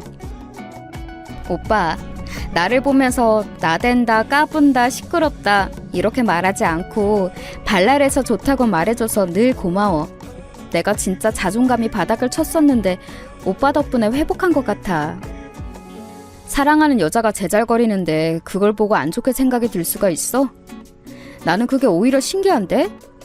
지금까지 단 한순간도 네 언행이 과하다고 생각한 적 없어. 에너지 넘쳐서 항상 보기 좋다고 생각했을 뿐이야. 제가 남편이 너무 좋아서 먼저 결혼 의사를 드러냈고 얼마 후에 남편이 깜짝 프로포즈를 준비하면서 저희의 결혼이 급물살을 타게 되었어요. 남편과 결혼하면 반드시 부가적으로 딸려오는 것이 있었죠. 네, 바로 시댁이었습니다. 시부모님 두 분께서는 별거 하셨다가 합치신 경우라고 했어요. 그것도 한 번이 아니라 2번씩이나요. 도합 6년 정도를 아예 떨어져 지내신 전적이 있다는 것을 결혼 준비하면서 처음 알게 되었습니다. 오빠, 아버님, 어머님이 별거를 하신 적이 있다는 것 정도로만 어렴풋이 나는 알고 있었는데 그게 한 번이 아니라 2번이었어? 게다가 6년을 떨어져 지내신 거면 꽤 긴 기간이었잖아. 그래도 용케 이혼은 안 하셨네? 지금은 우리 누나가 외국 나가서 살고 있지만 그런 지 몇 년 안 됐으니까 그 이전까지 부모님 일은 누나가 다 챙기고 신경 써서 솔직히 나는 잘 몰라. 내 생각에는 그냥 이혼이라는 2글자에 아주 보수적인 분들이라서 끝내 그것만은 피하신 것 같아. 지금은 각방 쓰시면서 별 대화도 안 하시지만 아무튼 별 탈 없이 무난하게 잘 지내셔. 저는 그때 시부모님이 아주 신중하고 조심스러운 분들일 거라고 제멋대로 판단을 내렸던 듯 싶어요. 제가 같은 여자라서 그런가 괜히 선입견이 있어서 시어머니께서 왠지 시아버지의 잘잘못을 감싸주셨을 것만 같았고 보살로 살아오셨을 것 같았고 그런 생각을 했었습니다. 하지만 지금 생각해보니까 그때 제가 남편하고 결혼하고 싶은 마음이 앞서서 판단력이 흐려졌었던 것이죠. 각방 쓰면서 별 대화도 안 나누는 부부를 향해 무난하다고 평하는 게 말이 되나요? 참나, 지금 생각하면 너무 어이가 없는 발언인데 그때는 정말 제가 콩깍지가 씌어서 심각하게 짚어보지도 않았던 게 스스로가 황당하네요. 아무튼 저나 남편이나 자취를 하였기 때문에 연애하는 동안 부득이하게 제가 시부모님과의 접점 하나 없이 지내왔다 보니까 그저 남편을 통해 뜨문뜨문 들은 대로 짐작을 할 따름이었죠. 그리고 마침내 시어머니를 직접 뵙게 되었던 날이었습니다. 오호! 우리 잘난 왕자님을 누가 데려가나 했더니 이렇게 생긴 아가씨였구나! 사진보다는 인물이 별로 덜하네요. 사진으로 봤을 땐 얄쌍하고 귀여워 보이더니 지금 이렇게 보니까 삶아놓은 단호박 같아. 하여간 요즘 휴대폰 카메라가 너무 거짓말을 잘해가지고 도통 믿을 수가 있어야지. 네? 왕자님이요? 삶아놓은 단호박이라고요? 어머, 너무 그렇게 놀란 표정 지을 건 없는데? 그만큼 정감이 간다는 뜻이에요. 우리 재현이가 그러는데 아가씨네 집안이 아주 정감이 넘친다면서요? 그래서 나도 아가씨 보자마자 정감이 가서 말이나 한번 편하게 붙여봤네요. 아, 그러시구나. 감사합니다. 그런데 저희 집안이 정감이 넘친다는 게 무슨 의미인지 여쭤볼 수 있을까요? 아이고, 저런 고급 은유를 못 알아듣는구나. 집에 돈이 부족해서 정만 있을 것 같다고. 가난한 집들은 서로 지지고 볶고 살게 되어 있으니까 좋게 보자면 정감이 넘치는 거지. 아, 말은 내가 바로 놔도 되지? 너 이름이 뭐더라? 희선? 무슨 희선이니? 본관이 어디니? 네? 저 윤희선인데요. 파평 윤씨고요. 아, 윤씨. 내가 옛날에 식당 차리기 전까지 중마고우로 지냈던 친구가 윤씨였는데 아우, 얼마나 사람 바가지를 잘 긁어놨는지 모른단다. 결국은 서로 크게 싸우고 돌아섰지. 그 후로 내가 윤씨에게는 별로 좋은 인상이 없지.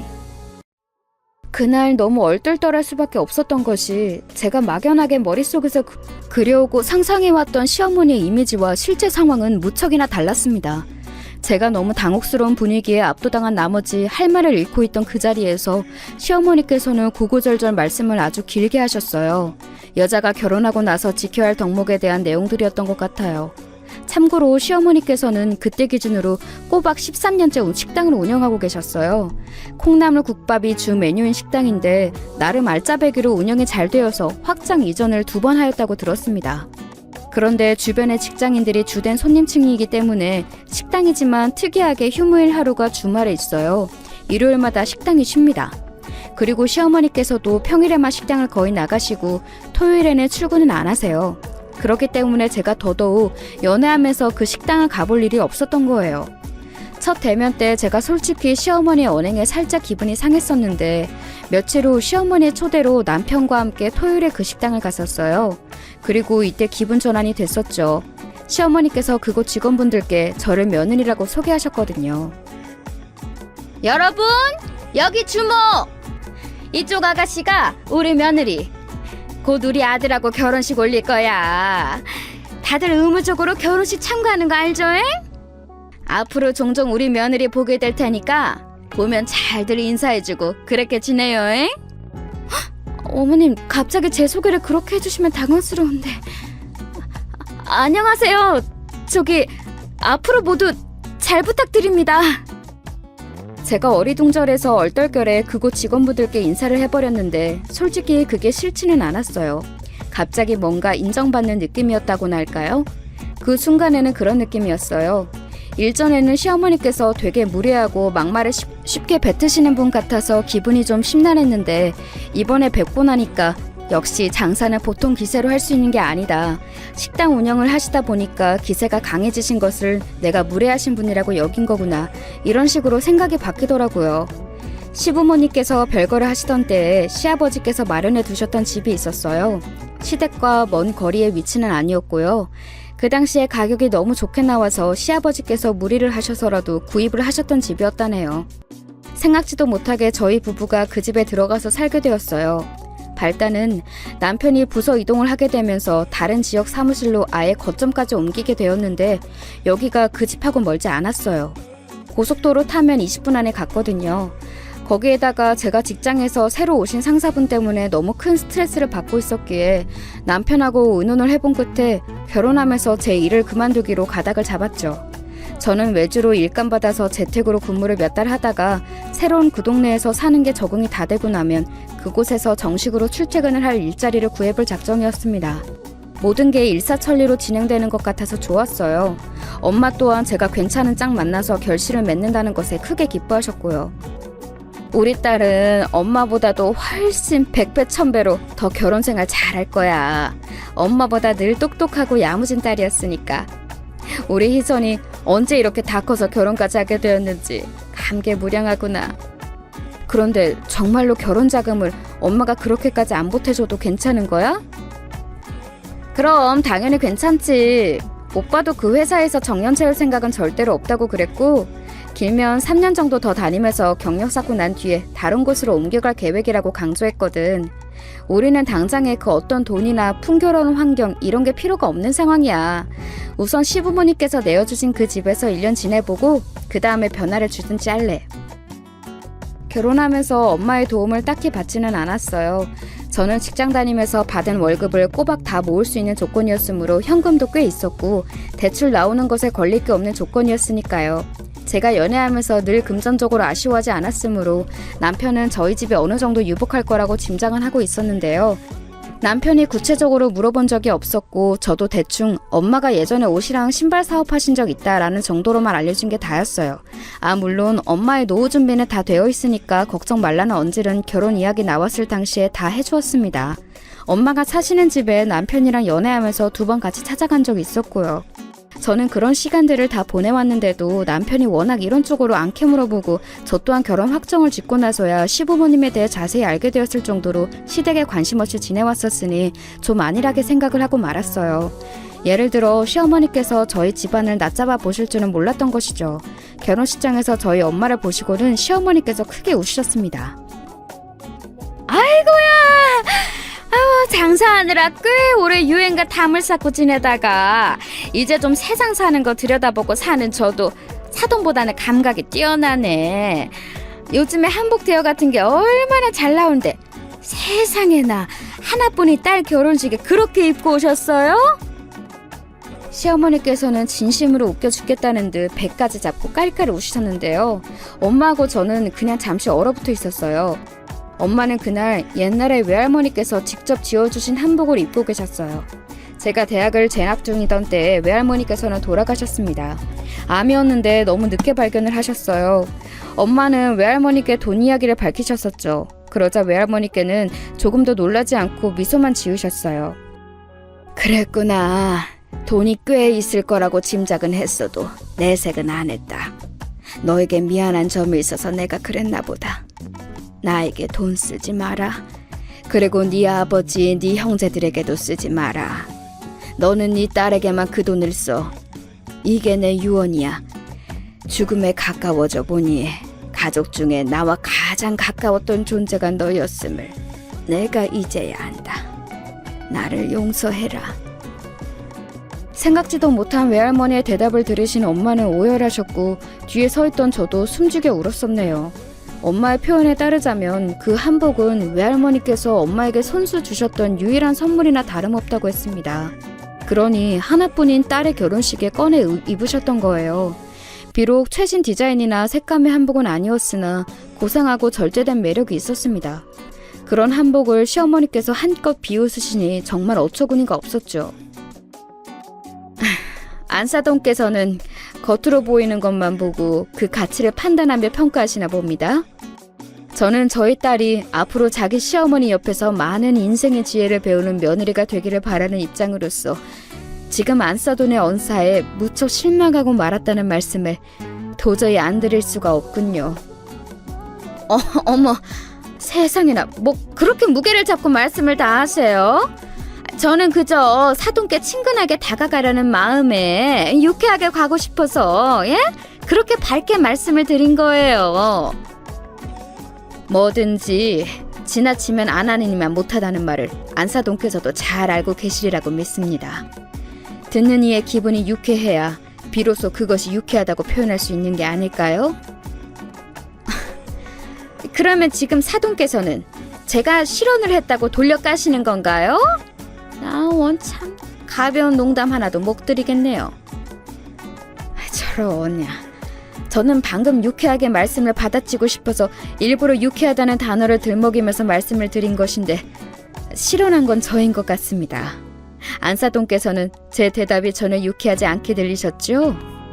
당연하죠. 그렇게 반응하시는데 누가 그걸 듣고 유쾌하다고 받아들이겠어요? 네, 그러시겠죠. 그럼 이제 안사돈께서도 저의 기분이 왜 유쾌하지 않은지 오롯이 이해를 하셨으리라고 믿겠습니다.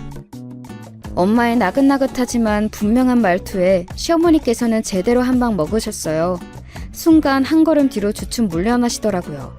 제가 조용하지만 강한 엄마와 꿀먹은 벙어리가 되신 시어머니를 번갈아 쳐다보고 있을 때였어요. 마지막을 장식하는 것도 엄마의 순서였죠. 모쪼록 앞으로 저희 딸 잘 부탁드리겠고 오늘 일정도 잘 마무리 지었으면 좋겠습니다. 이왕이면 유쾌하게요. 그러나 시어머니께서는 점차 얼굴이 붉게 달아오르기 시작하셨어요. 왠지 부끄러움을 느끼신 듯한 모습이었습니다. 더 이상 아무 말씀도 안 하시더라고요. 저는 엄마의 정중함이 정말 멋있다는 생각이 들었어요. 그런데 솔직히 그날 결혼식장에서 왜 시어머니께서 그렇듯 태도를 쉽게 취하신 것인지 저는 알 것 같았어요. 왜냐하면 별로 부르고 싶지 않았던 제 외갓집 사람들이 격식이라는 것도 모르는지 거의 다 옷을 너무 편하게 입고 왔고 예식 내내 너무나도 산만하게 굴었거든요. 그래도 앞으로 그분들을 열심히 보고 살 것도 아니니까 속에서 지우려고 했습니다. 하지만 신혼여행 다녀와서 며칠 지나지 않았을 때 시어머니로부터 그걸 가지고 꼬투리를 잡혔어요. 예, 너는 어쩜 집안 사람들이라고 있는 것들이 죄다 똑같이 수준이 낮아 보일 수가 있니? 나 그날 식장에서 보고 얼마나 기가 막히고 코가 막혔는지 모른단다. 거기 식구들 중에서 명문대 나온 사람 하나라도 있니? 대기업 다니는 사람은? 글쎄요, 제가 활발하게 교류를 하면서 살아온 게 아니라서요. 어디 대학 나와서 어디 직장 다니는지까지는 잘 모르겠네요. 죄송해요. 친인척들과 별로 안 친하게 지냈구나. 하기사 서로에게 엉겨붙을 만한 건덕지가 딱 봐도 없을 것 같더라. 콩고물이라도 떨어지는 사이여야 한 집안 사람들끼리도 붙어먹을 유대감이 생기는 거야. 그런데 너네는 너랑 네 엄마 딸랑 둘이 전부이고 돈이고 뭐고 내세울 것도 없고 그나마 네가 4년제 대학 나와서 부지런히 취업한 거 하나가 업적이구나. 저는 제가 잘못 들었나 싶었습니다. 이제 회사로 출퇴근을 안 하니까 제가 시간 쓰는 게 여유가 있어서 기껏 시어머니의 식당까지 발걸음을 해보았건만 손에 주전부리 들고 방문한 제 처지가 갑자기 우스워졌어요. 제가 사온 주전부리 꾸러미를 손으로 뒤적거리시다가 시어머니께서 그걸 카운터 뒤편에다가 휙 집어던지시는 걸 보고 제 입이 떡 벌어졌죠. 헉! 어머님, 그걸 왜 던지세요? 저기에 쿠키도 있는데 던지시면 그런 거 다 박살나요. 박살이 좀 나면 어떤다고 그러니? 너도 네 엄마 따라서 있어 보이는 척하며 고생 떨고 싶어서 그래? 네? 갑자기 저희 엄마 얘기는 왜 하세요? 아니 그보다요, 좀 전에 저희 엄마를 향해 네 엄마라고 칭하신 것 같은데 제 귀가 잘못된 게 아니라면 제대로 들은 건 맞죠?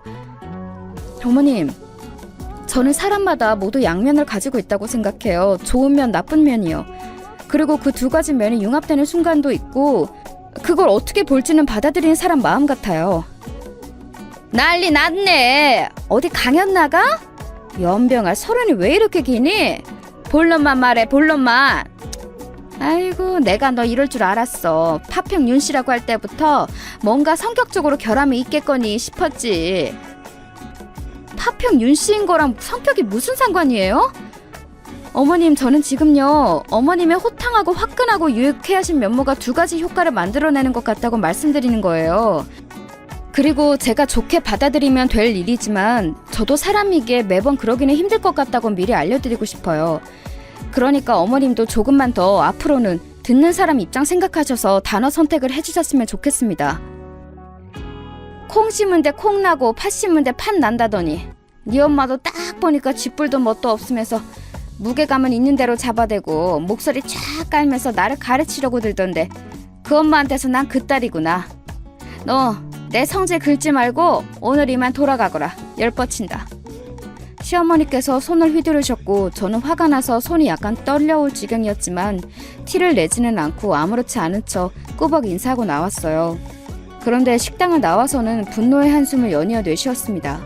역시 첫인상대로 너무 거침없으신 분이었는데 제가 장사하시다 보면 그럴 수도 있지 같은 합리화를 하면서 너무 쉽게 넘겼던 것이 아무래도 패착인 듯 싶었어요. 속에서 갑갑함이 몰려왔으나 결혼생활 초장부터 너무 스트레스 받고 싶지는 않아서 애써 털어버리고자 했네요. 이런 이야기 불행한 결혼생활에 노이로제가 있으신 엄마에게는 절대 하고 싶지 않았고요. 그렇다면 누가 했겠나요? 타지에 와서 의논할 상대란 남편뿐이었죠. 저는 남편에게 있었던 일을 미주알 고주알 다 떠들었어요. 그런데 남편이 밥 먹으면서 제 이야기를 가만히 한참 듣고만 있더니 갑자기 뜬금없는 사실을 밝히지 뭡니까?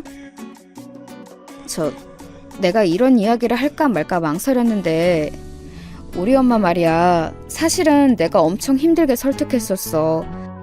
거품 물고 하도 반대를 하시는 바람에 나도 힘들었어. 응? 오빠, 그게 무슨 소리야? 어머님을 힘들게 설득했다니? 오빠 지금 설마 우리 결혼 이야기 하는 거야? 어머님이 나를 그토록 반대하셨었다고? 내가 네 이야기를 쭉 드렸는데 결사 반대를 하셨어. 아예 잘 사는 집안에 잘난 여자를 데려오든가 아니면 아예 종처럼 순응하며 고분고분하게 며느리 노릇하고 식당일 도와줄 여자를 데려오든가 양자택일을 하라면서 난리를 치셨지. 잘난 것도 아니고 순한 것도 아닌 여자를 왜 데리고 오냐면서 하등 쓸모가 없다고 하셨어. 그런데 내가 이 여자 아니면 그냥 독신으로 살게요 라고 했더니 마지못해 허락을 하시고는 너 한번 데리고 오라고 하셨던 거야. 남편의 말을 들으면서 속이 아주 꽉 막히는 듯한 느낌이 들었습니다. 저는 이도저도 아니니까 시어머니께서 얼마나 저를 눈엣 가시로 얄밉게 보셨겠나요? 그러 숨겨진 비화를 알고 나니까 왠지 시어머니께서 느끼고 계실 기분이 뭔지 짐작이 가더라고요. 당신께서는 오랜 부부관계 불화를 딛고 버텨내면서 식당을 차려 성공적으로 운영해오신 멋진 신여성인데 쥐뿌리 개뿌리 아무것도 없는 저희 엄마가 옛날 한복 입고서는 전혀 기죽지 않고서 고상하게 말씀을 하시니까 너무 꼴보기 싫으셨을 거예요. 게다가 저희 외갓집 식구들이 결혼식장에서 행색이며 태도이며 너무 별로였으니 점수는 계속 깎일 수밖에 없었겠죠. 아, 진짜 어이가 없고 답답하네. 근데 오빠는 이런 이야기를 아예 알려주지 말든가 처음부터 알려주는가 했었어야지. 내가 미리 알려준다고 해서 뭐가 달라져? 그런 건 아니잖아. 난 그냥 엄마가 괴팍하게 구셔도 네가 너무 도발적으로 반응하지 않았으면 해서 그런 마음에 지금 알려주게 된 거야. 엄마가 지금은 그러셔도 시간이 좀 지나면 달라지실 거고 너에게도 마음을 여실 테니까 조금만 기다려봐. 상대가 자기를 너무 마음에 안 들어 했다는 전말을 듣고도 아무렇지 않을 수 있는 사람이 몇이나 되겠어요? 일단 저는 아니었어요. 그 이후로 계속 신경이 쓰여서 미치겠더라고요. 차라리 말씀 한마디도 안 하시고 집 밖에서 담배만 피우시는 시아버지가 편하게 느껴질 정도였습니다. 시어머니를 어떻게 대해야 할지 너무 민망하고 어색했어요. 그런데 저의 이런 고민을 눈치채기라도 하신 걸까요? 시어머니께서 저에게 먼저 이런 연락을 해오셨어요. 요즘이 식당이 가장 바쁠 시기도 아니고 그래서 내가 우리 집안 세 식구인 우리 며느리하고 시간을 좀 같이 보내면서 가까워지면 좋겠다는 생각이 들더구나. 헉, 정말이세요, 어머님? 그렇게 말씀해 주셔서 정말 감사해요. 저도 지금 일감이 그렇게 많지 않아서요. 오후에 언제든지 시간 낼 수 있어요. 어머님, 저 아직 이 동네를 잘 모르는데 어디 근교에 좋은 카페 같은 데 있으면 같이 갈까요? 바깥 나들이는 나중 순번으로 미루고 내실부터 다져야지 않겠니? 기본 소양을 갖춰야 바깥에서도 본디 문제가 없는 법이야. 저는 그 내실이라는 게 뭘까 궁금했는데요. 그 이튿날 바로 답을 알게 되었어요. 시댁에 들어서자마자 시어머니께서는 저에게 앞치마를 던지듯 건네주셨습니다. 그리고는 손가락을 까닥까닥 하시면서 저를 부엌으로 인도하셨죠. 오늘부터 수업 시작이다. 네가 덜 떨어진 생활만 해서 아는 것도 없을 테니 기초부터 내가 가르쳐주마. 재료 다듬는 거랑 찌개 육수 내는 법부터 하면 돼. 네? 저 그럼 오늘부터 요리를 배우는 건가요? 저도 요리 나름 꽤 하는데요. 그리고 저 덜 떨어진 생활을 한 적 없어요. 그렇게 말을 하자마자 머리에 수저가 날아들었어요. 빡 하고 단단한 수저가 제 머리에 꽂혔는데 순간적으로 시야가 일렁거리더라고요. 난데없이 수저로 맞게 되다니 아픈 것보다 너무 어이가 없어서 시어머니를 멍하게 쳐다봤습니다. 뭘 멍하게 쳐다보고만 있어? 얼른 냉장고 열어서 재료 뭐 있나 그것부터 뒤적거려야지. 이래놓고서는 무슨 털 떨어진 생활을 안 해봤다고 나불거리는지. 너는 네 엄마한테서 주둥이 터는 법만 배웠나 보구나. 어머님, 자꾸 저희 엄마를 그렇게 칭하지 마세요. 그러면 어머님의 품격만 떨어지는 거예요. 품격이라는 것이 없는 쪽에서 나를 걱정해주다니 이거 참 눈물겹구나. 나는 너랑 네 엄마처럼 멋도 없으면서 물에 빠지면 주둥이만 동동 떠다닐 것 같은 부류가 제일 한심해. 어머님, 그냥 제가 마음에 안 드신 거죠? 저희 집이 잘 사는 것도 아닌데 제가 주눅 들어 있지 않아서 싫으시고 저희 엄마는 어머님에 비해서 가지신 게 뭣도 없는데 태도가 당당하셔서 그건 역시도 마음에 안 드셨죠? 제가 아예 대놓고 직구로 여쭤봤어요. 그랬더니 시어머니께서 전곡을 딱 찔렸다는 듯이 헛기침을 뱉으시더니 엄포를 놓으셨어요. 네가 얼마나 잘하는지에 따라서 내가 네 엄마를 사돈이라 칭할지 계속 네 엄마라고 칭할지 달려있는 거야. 네가 앞으로 잘해야 돼. 알았니?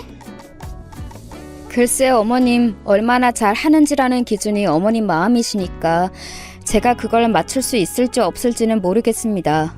저는 짜증이 난 나머지 톡 쏘듯 대답을 해버렸는데 시어머니께서는 어이가 없으시다는 듯 혀를 끌끌 차시는 모양이었어요. 그걸 쳐다보고 있기도 싫어서 저는 도중에 고개를 획 돌려버렸고요. 그리고 며칠 뒤 토요일 아침부터 시어머니께서 저를 식당으로 호출하셨어요. 직원 한 분이 팔을 갑자기 다쳐서 결근하셨는데 저보고 나와서 일손 좀 보태라는 것이었죠. 네, 제가 오늘 별일이 없어서 금방 출발할 수 있을 것 같아요. 아직 오빠는 자고 있는데 깨워서 준비 마치는 대로 같이 갈게요.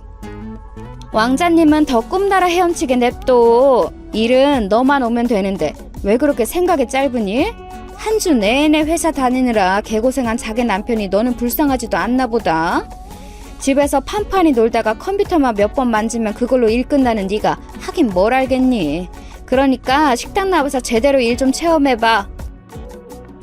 진짜 그 말씀을 따르기가 싫더라고요. 사람 말이 아다르고 어다르고 하는데 그런 식으로 말씀을 하시니까 있던 의욕마저 사라지는 기분이었어요. 그거 꾹 참고서 제가 식당으로 가봤습니다. 그런데 설거지거리가 너무 많더라고요. 어머님, 제가 이걸 혼자 어떻게 다 해요? 식기세척기가 있다고 하지만 제가 혼자 이거 다 1차 세척을 해서 넣어야 하는 거잖아요. 혼자서는 안 돼요. 한 사람 옆에 더 있어야 돼요. 너는 해보지도 않고 다짜고짜 안 된다는 말부터 하는구나. 이 비루한 근성 좀 보소. 그렇게 주둥이 털 시간에 접시 한 개라도 더 닦아. 정 힘들어서 도움 필요하면 네 엄마 불러다가 같이 일하든가. 어머님, 저희 엄마 앞에서는 못 그러실 거면서 왜 제 앞에서는 그런 식으로 말씀을 하세요? 저를 상처 주고 제 길을 꺾으시려는 모양인 것으로 보이는데 굳이 그러지 마세요. 사장이 나를 훈계하고 가르치는 일꾼은 이 식당에서 내가 처음 봤다. 쥐뿔도 없는데 뭐 저렇게 아가리는 현란해? 너 집에서 컴퓨터 그건 왜 만지고 있니? 돗자리 하나 가지고 밖에 나가서 잡동산이라도 깔아놓고 팔면 장사 잘 하겠구만. 모전 여전이니까 네 엄마도 뭐 탁월할 테지. 야, 네 엄마 그냥 얼른 오라고 해라. 가난한 집구석에서 판판히 놀고 있으면 뭐라니? 가난하게 사는 날짜만 길어지는 거지. 내가 급여는 따박따박 챙겨줄 테니까 여기 나와서 네 엄마 일하라고 그래. 시어머니께서는 침을 튀기시며 저에게 사태질까지 날리시는데 그 순간 눈물이 찔끔 나왔어요. 제가 왜 이런 수모를 당해야 하는지, 시어머니의 기준에 단지 맞지 않는다고 해서 꼴보기 싫은 조건이라고 해서 이런 상황에 처해야 한다는 것이 황당했습니다. 저는 시어머니께서 홀에 나가시자마자 조용히 휴대폰을 꺼내 들었어요. 그리고 엄마에게 전화를 걸었죠. 엄마, 주말인데 뭐해? 나는 지금 시어머니 식당에 나와 있어. 일손 도와달라 하시길래 흔쾌히 나왔는데 나 혼자 설거지 다 하라고 떠무시더라. 그리고 나한테 자꾸 네 엄마라고 하면서 엄마를 펌하셔서 가난한 집구석에 있지 말고 여기 나와서 일해나 하라고. 시어머니가 엄마를 겨냥해서 그렇게 말씀을 하시는데 나 진짜 너무 황당하고 서러워서 안 되겠어. 그냥 뒤집어 엎을래. 여태 그런 일이 있었어? 네 성격상 이게 절대 일회성이 아닐 것 같은데? 우리 딸 거기 딱 기다려. 그렇게 나를 와달라고 하는데 가줘야지. 내가 거기로 지금 출근한다.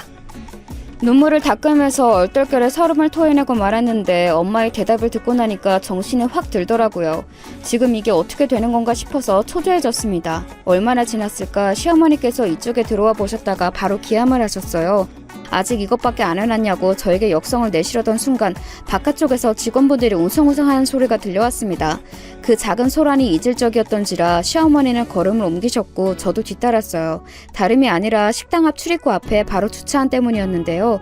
그게 문외한이 보더라도 엄청나게 비싼 외제차였기 때문에 모두의 이목이 주목된 것이었어요. 시어머니께서 호들갑을 떠셨죠. 아니 세상에, 이 동네까지 저런 비싼 차가 들어왔어? 돈이 엄청나게 많은 사람인가 보네. 우리 식당에 밥 먹으러 온 모양인데 이게 웬일이니?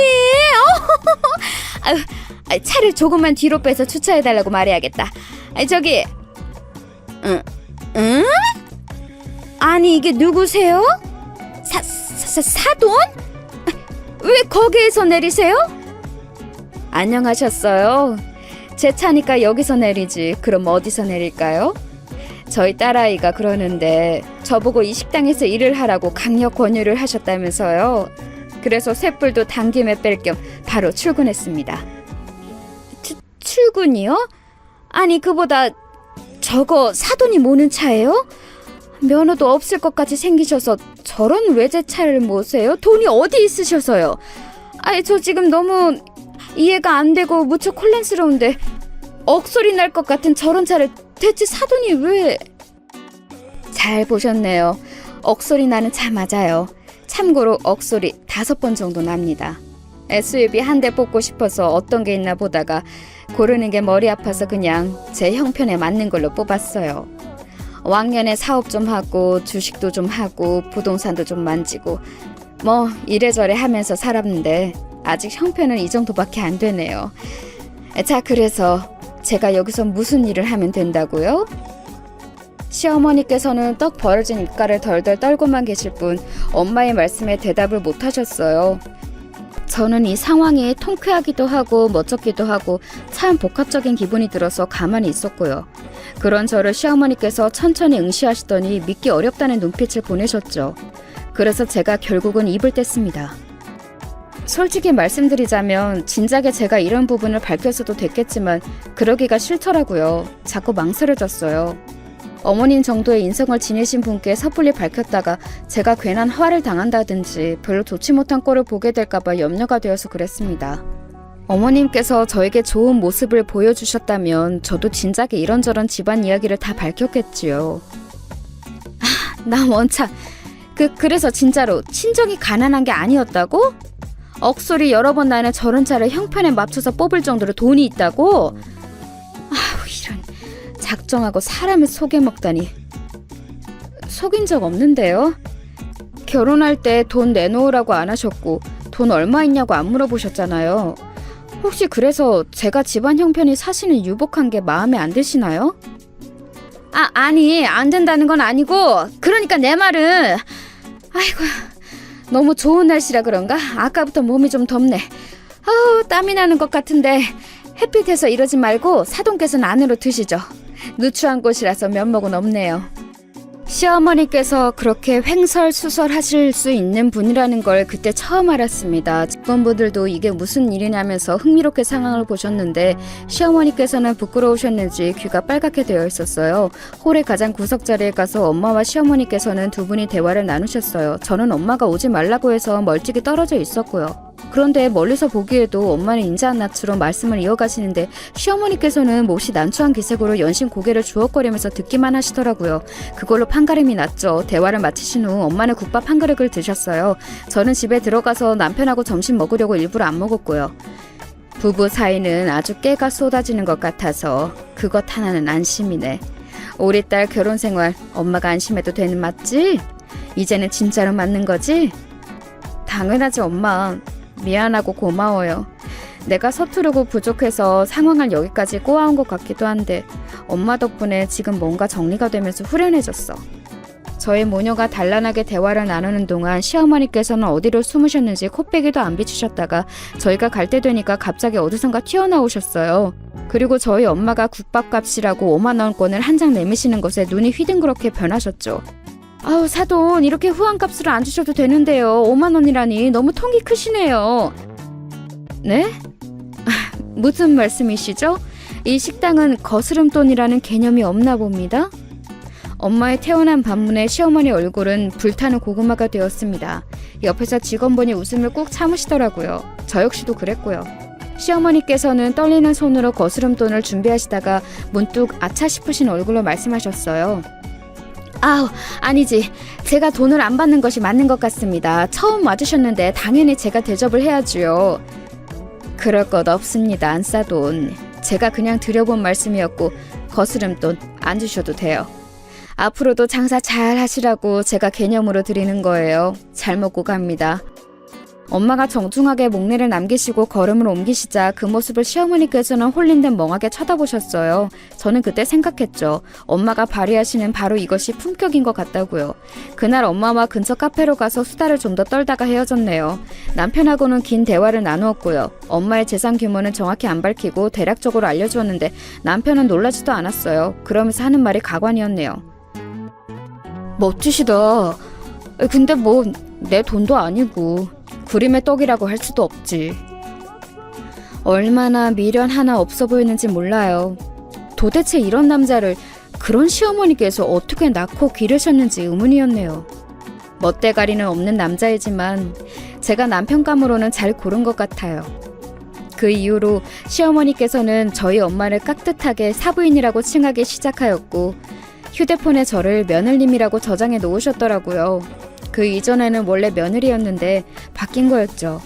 그걸 발견하고도 저는 그냥 모르는 척했어요. 그게 편한 것 같아서요.